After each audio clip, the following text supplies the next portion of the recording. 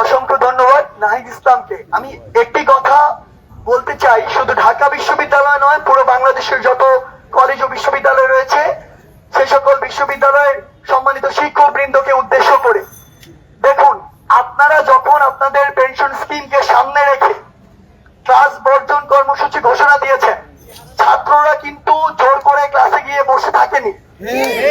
ছাত্ররা আপনাদের যৌক্তিক দাবিতে একাত্মতা ঘোষণা করেছিল, কিন্তু বরাবরই যে বিষয়টি নিয়ে বাংলাদেশের প্রত্যেকটি বিশ্ববিদ্যালয়ের শিক্ষক শিক্ষার্থীদের সম্পর্কের অবনতি এবং তাদের যে একটি আমি আবার এই ইস্যুটি বলি, ঢাকা বিশ্ববিদ্যালয় সহ বাংলাদেশের সকল বিশ্ববিদ্যালয়ের সম্মানিত শিক্ষক বৃন্দকে উদ্দেশ্য করে বলতে চাই, আমরা দেখেছি আসলে যে আপনারা যেদিন আপনাদের যৌক্তিক দাবি পেনশন স্কিমকে সামনে রেখে সকল ক্লাস বা একাডেমিক কর্মসূচি যেগুলো রয়েছে বর্জন করেছে, আপনাদের সকল শিক্ষার্থীবৃন্দ আপনাদের সাথে একাত্মতা ঘোষণা করেছে এবং তারা কিন্তু ক্লাসে গিয়ে বসে থাকেনি।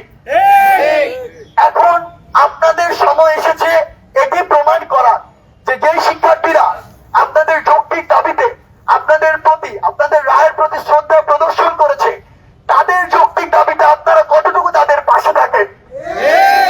আপনাদের দাবি যদি পূরণ হয়েও যায়, তারপরও আমাদের যৌক্তিক দাবি পূরণ না হওয়া পর্যন্ত আমাদের যে ছাত্র ধর্মঘট চলছে এবং চলবে, সেটিকে সামনে রেখে আমরা কিন্তু আমাদের ক্লাস কিংবা পরীক্ষাতে অংশগ্রহণ করব না। এই অপ্রত্যাশিত দৃশ্য যেন আমরা কখনোই না দেখি যে আমাদের কিছু শিক্ষক ক্লাসে গিয়ে বসে আছেন, পরীক্ষার জন্য চাপ দিচ্ছেন। আমরা বিশ্বাস করি বাংলাদেশের শিক্ষক শিক্ষার্থীদের যে সম্পর্ক উচ্চশিক্ষার ক্ষেত্রগুলো থাকা উচিত, সেটি এখনো ততটুকু নেই যতটুকু থাকা প্রয়োজন। কিন্তু আমরা এটি চাই যে অন্তত এই যৌক্তিক আন্দোলনের সমর্থন দিয়ে আপনারা প্রমাণ করুন যে না, আমরা আমাদের যে পূর্বের অবস্থান সেটি থেকে নিজেকে ধীরে ধীরে সূত্রে নিচ্ছি এবং আমরা সামনে শিক্ষক শিক্ষার্থী সকলে যৌক্তিক দাবিতে ঐক্যবদ্ধ থাকবো। পাশাপাশি আরেকটি কথা বলতে চাই, আমরা এই আন্দোলন প্রতিনিয়ত আমাদের দীর্ঘায়িত করতে হচ্ছে, তীব্র থেকে তীব্রতর করতে হচ্ছে, কিন্তু এর দায় পুরোপুরি নির্ভর করে সরকারের উপরে। কারণ সরকার যদি এই যৌক্তিক দাবি মেনে নিয়ে কোটার যৌক্তিক সংস্কার করে সংসদে আইন পাস করে জরুরি অধিবেশন ডেকে, তাহলে কিন্তু আমাদের রাজপথে যেতে হয় না। তাই আমাদের রাজপথে থাকার দায়। আমরা কিভাবে এবং কত দ্রুত আমাদের পড়ার টেবিলে ফিরে আসবো, আমাদের এই কোটার যৌক্তিক সংস্কার করে সংসদে আপনারা আইন পাস করুন। এ পর্যায়ে আমাদের আগামীকালকের যে কর্মসূচি, সেই কর্মসূচি ঘোষণা করবেন বৈষম্য বিরোধী ছাত্র আন্দোলনের অন্যতম সমন্বয়ক হাসনাত আব্দুল্লাহ। দেখুন আমরা বারবার স্পষ্ট করেছি একটি বিষয়, সেটি হচ্ছে সলিউশনের অল্টারনেটিভ কখনো সাপ্রেশন নয়, কখনো পলিটিক্যাল এন্টারটেইনমেন্টের বিকল্প কখনো পলিটিক্যাল কোয়ারশন নয়।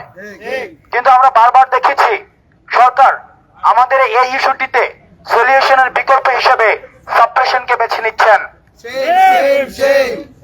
আমরা এই বিষয়টি আমাদের ছাত্রদেরকে আহত করছে।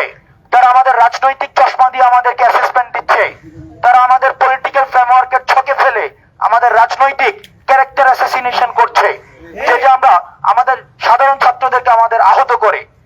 আমাদের এতদিন পর্যন্ত বাংলা ব্লকেট কার্যক্রম ছিল এবং এই বাংলা ব্লকেট কার্যক্রম অনেকেই সেটিকে জনদুর্ভোগ হিসেবে দেখানোর চেষ্টা করেছে। কিন্তু আমরা ব্যক্ত করতে চাই, প্রসব বেদনা যদি সহ্য করতে না পারে, সেক্ষেত্রে পৃথিবী সন্তান বিবর্জিত একটি পৃথিবী হতো। আমরা পৃথিবীতে সুস্থ সন্তান জন্মদানের জন্য সাময়িক প্রসব বেদনা সহ্য করতে হয়। আমাদের যে ক্লাস ধর্মঘট যেটি চলছে, সেটির পাশাপাশি আগামীকাল আমাদের কর্মসূচি থাকবে গণপ্রজাতন্ত্রী বাংলাদেশ সরকারের জাতীয় সংসদে জরুরি অধিবেশন ডেকে সরকারি সকল চাকরিতে, সকল গ্রেডের সকল চাকরিতে কোটার যৌক্তিক সংস্কারের লক্ষ্যে মহামান্য রাষ্ট্রপতি বরাবর স্মারকলিপি প্রদান এবং গণপদযাত্রা। এই কার্যক্রমটিতে অংশগ্রহণ করবে ঢাকা সহ, ঢাকা বিশ্ববিদ্যালয় সহ জগন্নাথ বিশ্ববিদ্যালয়, সাত কলেজ, ঢাকা কলেজ, শেরেবাংলা কৃষি বিশ্ববিদ্যালয় সহ ঢাকার আশেপাশে ঢাকাস্থ যে বিশ্ববিদ্যালয়গুলো রয়েছে, আমরা ঢাকার যে শিক্ষা প্রতিষ্ঠানগুলো রয়েছে, তারা আগামীকাল আমরা গণপদযাত্রায় অংশ অংশগ্রহণ করব এবং সেটি হচ্ছে আমরা 3:30 সকাল 11টায় গণপদযাত্রা এবং রাষ্ট্রপতি বরাবর স্মারকলিপি প্রদান সকাল 11টায়। অন্যদিকে আমাদের এই গণপদযাত্রা এবং স্মারকলিপি রাষ্ট্রপতি বরাবর সেটি শুরু হবে ঢাকা বিশ্ববিদ্যালয় সেন্ট্রাল লাইব্রেরির সামনে থেকে, অর্থাৎ এই জায়গাটি থেকে। দ্বিতীয়ত, আমাদের এই কর্মসূচির পাশাপাশি সারা বাংলাদেশের অন্যান্য যত শিক্ষা প্রতিষ্ঠান রয়েছে সকল শিক্ষা প্রতিষ্ঠান নিজ নিজ জেলা প্রশাসকের কার্যালয় বরাবর গণপদযাত্রা করে জেলা প্রশাসকের মাধ্যমে মহামান্য রাষ্ট্রপতি বরাবর স্মারকলিপি প্রদান করবেন।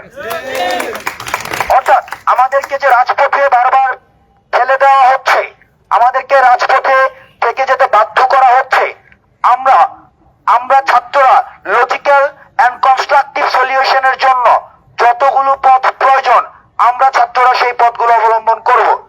আমরা আপনাদের গণমাধ্যম কর্মীরা যারা রয়েছেন তাদের মাধ্যমে যারা আমাদেরকে ব্লেম দিতে যায়, যারা আমাদেরকে ট্যাগ দিতে চায়, তাদেরকে একটি স্পষ্ট বার্তা দিচ্ছি, আপনারা এই ব্লেমিং এবং গেমিং এর মাধ্যমে আপনারা আপনাদের পথ টিকিয়ে রাখার জন্য, আপনারা আপনাদের স্বার্থ উদ্ধার করার জন্য, আপনারা আপনাদের যেই ঠাকুর শুনতে চায় বা হুজুর শুনতে চায়, হুজুরকে খুশি করার জন্য জনতুষ্টির কথা এড়িয়ে সাধারণ ছাত্রদের পাস বুঝুন, সাধারণ ছাত্রদের কাতারে আসুন, সাধারণ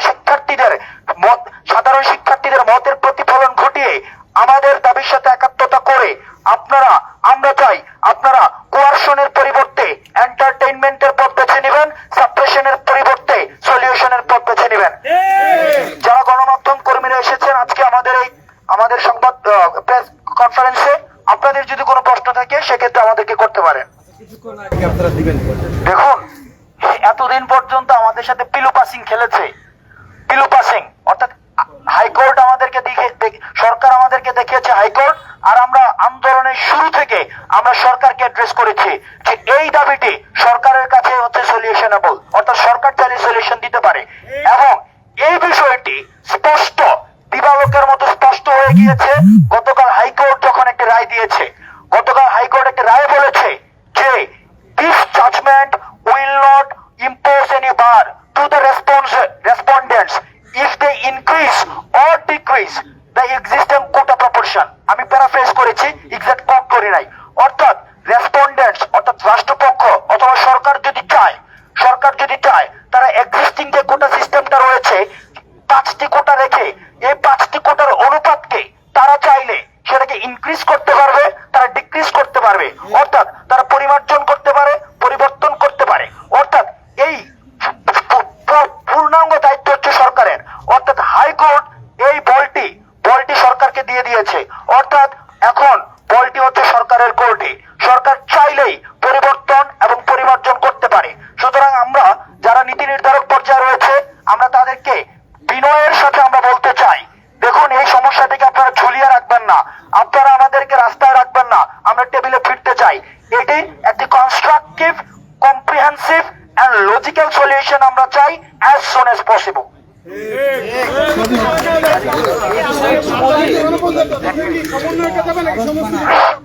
এটা মিছিল সহকারে যাবে। আরেকটা জিনিস হচ্ছে, প্রথম থেকেই এই আন্দোলনকে বারবার বিচারিক প্রক্রিয়ার সাথে জড়ানোর একটা চেষ্টা করা হচ্ছে।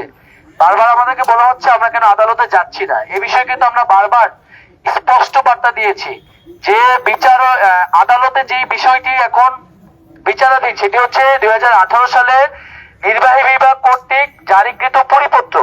কিন্তু আমরা বলছি আমরা কিন্তু সেই পরিপত্রের প্রেক্ষাপটে কিন্তু আমাদের আন্দোলনটি নেই। আমরা পুরো আন্দোলনটি সামগ্রিক বাংলাদেশের কোটা ব্যবস্থা নিয়ে, সেখানে প্রথম, দ্বিতীয় শ্রেণী সহ তৃতীয়, চতুর্থ শ্রেণীও কিন্তু অন্তর্ভুক্ত। ফলে যে সরকার বারবার বলছে আদালতের দিকে, আদালতে কিন্তু শুধু প্রথম এবং দ্বিতীয় শ্রেণীর কোটা বাতিলের বিষয়টি ঝুলে আছে। সেখানে আদালত থেকে হয় 56% কোটার বিষয়টি আসবে অথবা কোটা বাতিল, দুইটার একটি বিষয় আসবে। আদালত আবার গতকালকে বলেছেন যে এর আগে যে সরকার চাইলে এখানে পরিবর্তন করতে পারবে। আমরা বলছি যে সামগ্রিক কোটা ব্যবস্থার একটা সংস্কার করতে হবে এবং এখানে সরকারের হস্তক্ষেপের সুযোগ রয়েছে। সরকার বারবারই দায় এড়ানোর জন্য আদালতকে ব্যবহার করছে, আদালতকে সামনে রেখে শিক্ষার্থীদের সাথে কালক্ষেপণের নাটক করছে। আমরা মনে করি যে 18 সালের পরিপত্রটি নিয়ে কথা বলা সরকারের জন্য বা আমাদের জন্য সাবজুডিস হবে, কিন্তু সামগ্রিক কোটা ব্যবস্থা নিয়ে কথা বলাটা কখনোই সাবজুডিস হবে না। সেটি আদালতের এখতিয়ার নেই, আদালত থেকে মহামান্য আদালতও সেটি নিয়ে কোনো সুস্পষ্ট বক্তব্য দেয়নি। কিন্তু সরকারের অতি উৎসাহীরা এই আন্দোলনকে কর্ণপাত না করা এবং দাবিগুলোকে দায় এড়ানোর জন্য এই ধরনের বক্তব্য বারবার দিয়ে যাচ্ছে। এবং একটা বিষয় সাংবাদিক ভাইদের দৃষ্টি আকর্ষণ করছি যে আমরা দেখছি বিভিন্ন মিডিয়াতে বা টক শোতেও এখানে এই ধরনের একটি ন্যারেটিভ তৈরি করার চেষ্টা করছে, জিনিসটাকে হেডলাইনে দেওয়া হচ্ছে বা এইভাবে প্রেজেন্ট করার চেষ্টা করছে যে আমরা বিচার প্রক্রিয়া অধীন একটা বিষয়ের বিরুদ্ধে আন্দোলন করছি, যেখানে আমরা আন্দোলনকারীদের জায়গা থেকে বারবার এটি স্পষ্ট করছি। তো সে বিষয়ে সংবাদ কর্মী বা মিডিয়ার কাছে আমাদের আহ্বান থাকবে, আমরা যেই ইস্যুতে দাবি করছি সেই ইস্যুকে আমলে নিয়ে যাতে সকল ধরনের আলোচনার আয়োজন আপনারা করেন। সবাইকে ধন্যবাদ।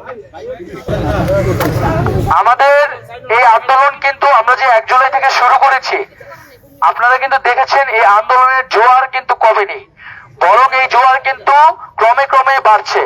এবং এই আন্দোলন বিশ্ববিদ্যালয় থেকে ছাড়িয়ে গিয়ে এখন জেলা উপজেলা পর্যায়ে কিন্তু সমন্বয় কমিটি গঠিত হচ্ছে।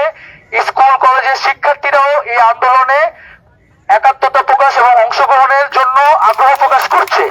তো আমরা বলবো যে এখানে কোনো ধরনের দাবিতেও পূরণ করা হয়নি, সেই জায়গা থেকে শিক্ষার্থীরা কি কারণে এখানে ফিরে যাবে?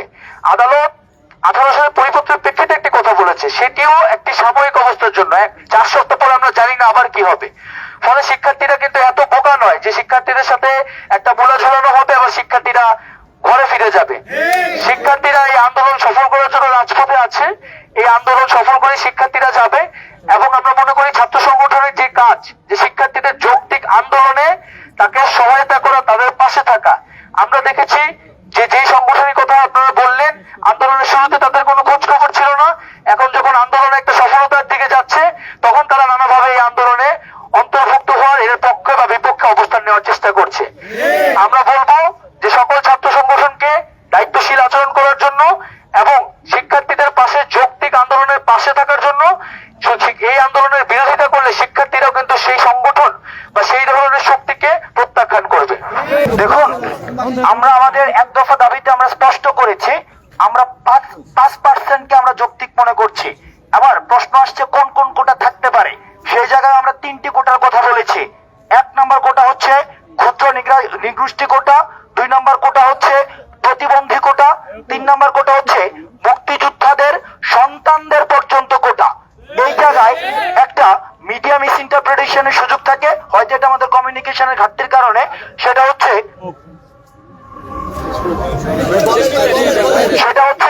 অনেকে হয়তো ভাবতে পারেন আমরা মুক্তিযুদ্ধ কোটার বিরোধী।